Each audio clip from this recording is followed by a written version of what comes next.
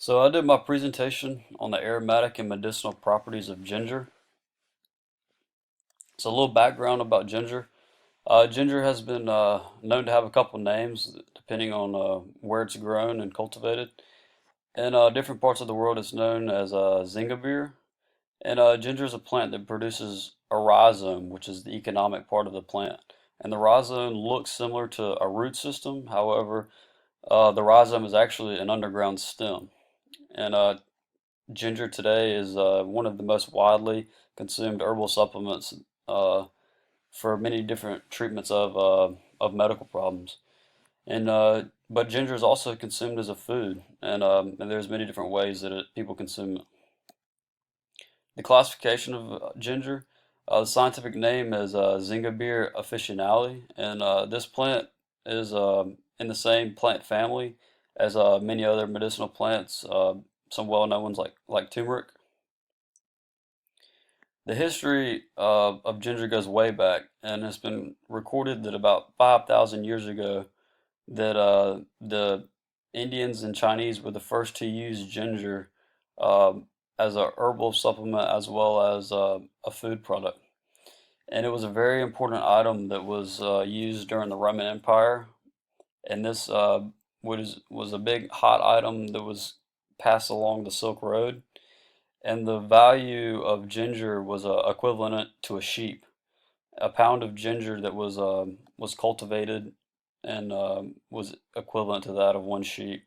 So it was a very high price to get ginger, and it speaks to how highly they thought of it as a medicinal property. But during the medieval period, ginger was used more than just for an herbal supplement. It was also used for baking, and they used it in different sweets, ultimately coming up with the gingerbread man. So a little more history is where ginger is cultivated. It's produced in real tropical areas. It requires warm temperatures with high light and high moisture. And India today is the largest producer of ginger, and it's coveted for different medicinal things, such as its treatment for cold, nausea, and headaches.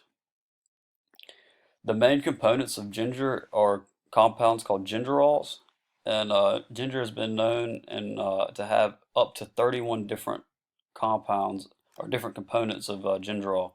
But the most widely used and widely studied gingerol is the compound 6-gingerol, which has many medicinal properties as well as different aromatic properties. The aromatic properties of this 6-gingerol, it produces a distinct aroma, which is kind of a peppery or spicy kind of taste or flavor. And these aromatic properties increase the older the plant gets. And these aromatic properties also used for cooking additives, and also help with dietary problems such as nausea. The main medicinal problems that have been studied that ginger has been used as a treatment are antioxidants and anti-inflammatories. And ginger works specifically on reactive nitrogen species as an antioxidant, and it inhibits nitric oxide production. So it's been used as an effective antioxidant.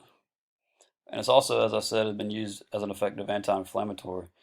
It's been known to produce those 6 gingerols help increase calcium levels, and these increased calcium levels help with inflammation that occurs in the body. However, ginger does have risk associated with it, and since it is a herbal supplement, it's not tested by the FDA, so that makes its safety to some degree unknown.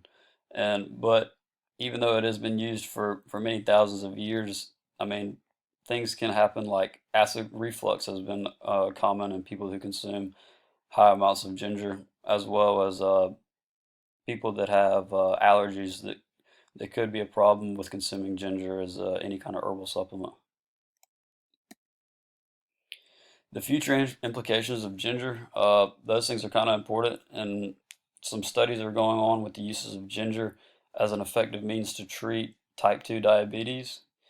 And on tests with rats, the 6-gingerol has helped inhibit elevated cytokine levels through different gene suppressions. So if this is able to be used for humans, this could be an effective and affordable way to treat type 2 diabetes in developed countries as well as in developing countries. So my thoughts on the uses of ginger as a herbal supplement, as I believe that it can be very effective, and I think that the uses of ginger as an antioxidant and anti-inflammatory show good results, and then through the use of potentially using it for diabetes, I think that's an effective way to get people to treat diabetes.